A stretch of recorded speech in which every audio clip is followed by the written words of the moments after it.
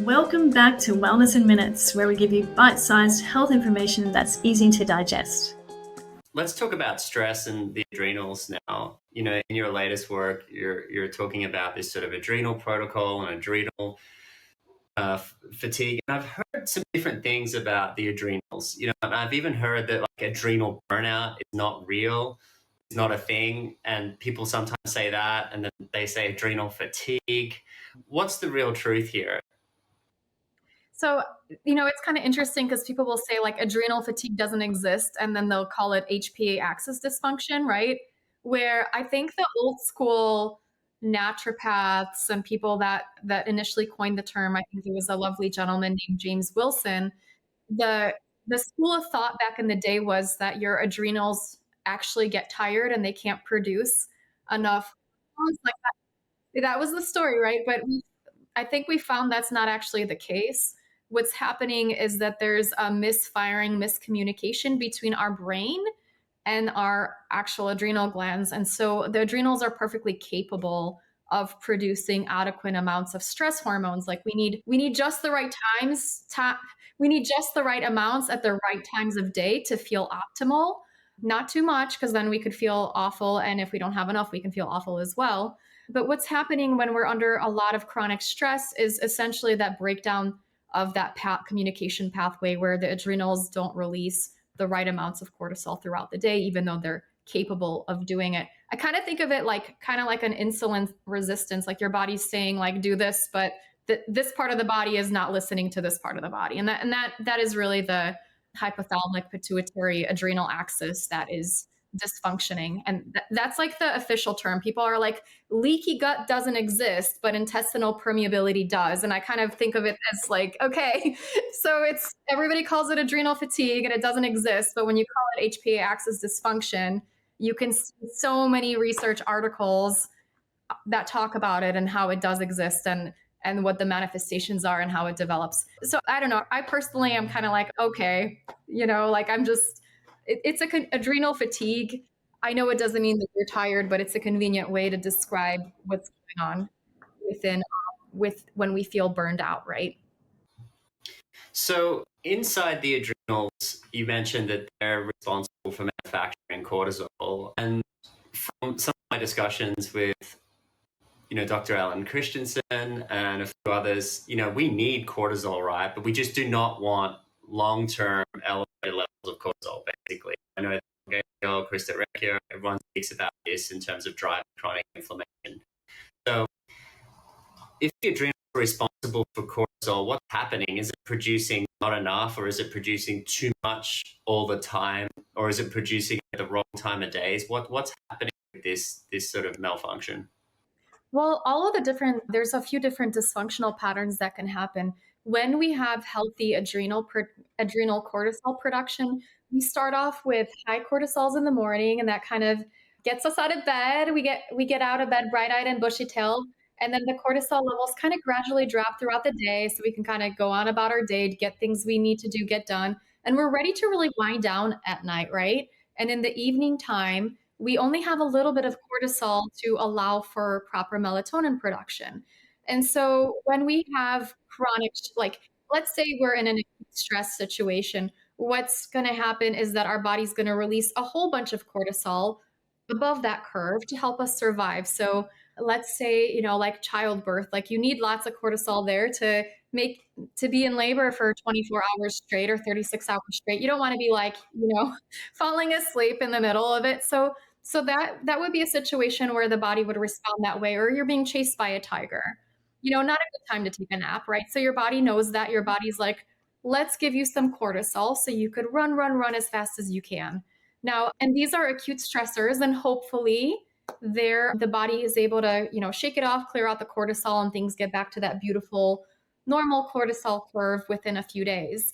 This doesn't happen in the modern world for a variety of reasons, for usually because we're under chronic stress. And so what can happen is people are stuck in too much cortisol all day. They can be stuck in what I like to demonstrate with my hands, right? But they can be stuck in a cortisol roller coaster where they might have high cortisol, then it drops down really low and you feel anxious and you have a panic attack, goes up really high, and then you sleep at night. They might have a flip cortisol curve where in the morning they can barely get out of bed, they're trudging along, and then in the evenings their cortisol is high and they're like wired but tired.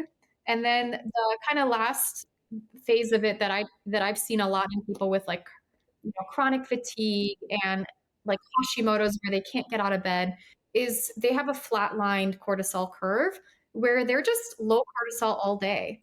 So they barely get out of bed, they're tired in the morning, they're just super, super brain fogged throughout the day, and they could sleep for 12 hours and the next still wake up tired. So a few different of those patterns can occur, right? And at various stages, a person might go through all of those patterns in their life. I would say the flat line is the most kind of advanced when you've had a lot of chronic stress or it's progressed very quickly. Mm-hmm. And thank you for the explanation. That makes sense. And when it comes to these types of, this type of adrenal sort of malfunction, I would say, what have you discovered about that in terms of being able to interrupt that and help it get back to normal function? I know that your book, it has a 4-week plan to get rid of these symptoms, but what are some of the key sort of practices that people could partake in to help with this? So what I typically think about why this has happened is because of chronic stress. And so I like to think about what are the signals in our life that our body is sensing that we're under so much stress, right? And so sleep deprivation is a really big one, for example. So sleep deprivation is the fastest way to get into HPA axis dysfunction. It's also getting enough sleep, getting quality sleep is also one of the best ways to get out of it. And so I have a lot of safety signals that I focus on to help a person recover from the chronic stress. Should we talk about them?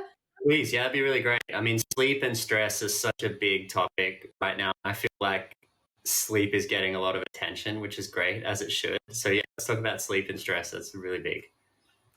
Okay, great. So one of the key things I focus on is establishing a healthy circadian rhythm. So for many people that struggle getting out of bed in the morning, trying to reestablish them having more energy in the morning. And for the people that feel wired and tired at night, trying to get them to feel, like they're ready to rest and sleep in the evening time and ready to wind down. And so I kind of go through daily routines and daily rhythms with people. One of the things I recommend in the morning is making sure that you have bright light exposure. So if you live in a warm and sunny place, step outside of your door, go on your balcony. It does have to be outside because the light indoors isn't as bright. And just try to soak up the sunshine for 5 to 10 minutes. You might be waking up at 10 a.m. or 11 a.m. because you're exhausted and fatigued, but every day that you do that, you'll be able to wake up a little bit earlier and with a little bit more energy. If you live in a cold climate, you could use various types of light therapies, like the seasonal effective lights are one example that people might use for that. And then as one of the things I recommend is making sure that you get a good source of protein, fat, vitamin C, which gets burned out in the stress response, and then a little bit of glucose. So I typically recommend something and electrolytes. Forgot to mention electrolytes. I can't believe I forgot electrolytes. So important. So this is an adrenal kickstart drink, and I recommend that for people within 30 minutes or so of waking up. And you take some orange juice, coconut milk. You can put some electrolytes in there to support healthy sodium levels and potassium levels to help you raise up a little bit of your cortisol in the morning, a little bit of protein powder, and then you make that into a smoothie. It tastes like an orange creamsicle. It's really, really good. And I recommend for people to sip that first thing in the morning to help themselves wake up a little bit. And then as the day goes on, making sure you're getting the right kind of signals in the body, plenty of bright lights throughout the day. As we tend to wind down in the evening, once the sun sets, really focusing on not having external sources of light in your eyes, because these can suppress your melatonin production. So I know we have beautiful smoke detectors and fire alarms in our bedrooms that save our lives. But if they have little bright lights on them, that could be actually interfering with our sleep. So putting little stickers over that maybe using some blue blocker glasses, as well as having a nice bedtime routine. I love Epsom salt baths. So warming the body using the magnesium from Epsom salts that helps to promote relaxation and sleep, and then having a little bit of cold exposure before we go to bed, and also keeping your bedroom a little bit cooler and dark like a cave, right? That's going to help us fall asleep faster and get into a deeper sleep so our body can regenerate and have more energy. So these are kind of some of the fundamentals of healing, and they're very, very foundational things that most people can do and have access to. No, that's great. I mean, I think the recommendations, like you say, are very foundational. They are good for a lot of people. One question I have, I mean, I understand about cooling the room down in the evening, and that can help you fall asleep faster.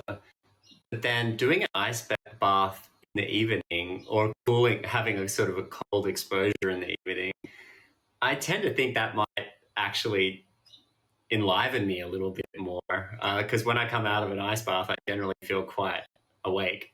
Um, does that actually help you go to sleep, or is that helping you wake up? When should people do this? So the ice bath isn't part of my protocol. I do utilize heat therapy, but generally people with really depleted adrenals, like you said, that might not be the best fit for them, especially if they're trying to go to bed. I love using ice baths as more of an advanced strategy. Once I typically want to send a lot of safety signals first before we start building resilience and before we start adding those kind of, the stressors that help us grow. So first we want to get a person ready, and a lot of the things that I recommend are very soothing, and they're very like, think of putting yourself in a warm cocoon and being really kind to yourself and adding a lot of really pleasurable activities, and we focus on that stuff first before we add some of the stuff that helps us grow and helps us become more resilient, right? So with the ice baths, they can be incredibly helpful, but it's generally something that's a little bit more advanced. You wouldn't want to do that for somebody that is really fatigued and really burned out, right? Mm, no, that makes sense. You mentioned something interesting there. When we were first talking about sort of autoimmune conditions, you were talking about how it can be triggered by leaky gut or intestinal permeability. And then we're talking about stress. With your patients that you see presenting with adrenal dysfunction or a thyroid condition, do you see any correlation with patients that are suffering like emotional stress or trauma, or other sort of non-food sort of related challenges to the gut? Is this common in the patients that you see? Yeah, absolutely. And it's one of those things where you can have the perfect diet and do everything really, really well, but if you're carrying around trauma within your body or current psychological emotional stress, that's going to be that tack that is cutting inside of your body, that's causing the inflammation, right? And so there's people that have really obvious sources of stress in their bodies, like maybe they have a job that they dislike. And I've had a few people, they've provided me feedback on my book. They're like, I didn't have to do any of what you said. I just quit my job and then my Hashimoto's went away, right? And I'm like, good for you, right? That was the obvious stressor for you. For most people, it's actually a few different things, right? And so you might have an early history of trauma that then sets up your stress response patterns a certain way, and that leaves you in a constantly stressed out state, so that your gut is always susceptible to infections. And so part of a healing program for that person might be really comprehensive, where they need to work through all of the physical manifestations that they have, and then they also need to work on healing their past trauma. I always say, like, doing positive affirmations and all of that is like putting band-aids on a leaky boat if you haven't done the trauma work. So I talk about that in the advanced section of the book. It's making sure we do that work. If we have part of building resilience is making sure you get rid of whatever is bringing you down. And past history of trauma and any kind of traumatic experiences can be weighing us down, right? Sure. Do you mention any protocols, or do you find anything that's working efficiently for people that are trying to work through trauma or stuck emotions in the body? I personally really like EMDR. So eye movement, desensitization, and reprocessing. So it kind of sounds wacky, but there's a psychologist named Francine Shapiro who was walking through some woods, and as she was moving her head or her eyes from left to right. So yes, thank you everyone for listening. I really enjoyed that talk. I hope you did too. And there will be more of these on the Food Matters podcast. So head to foodmatters.com and see you again.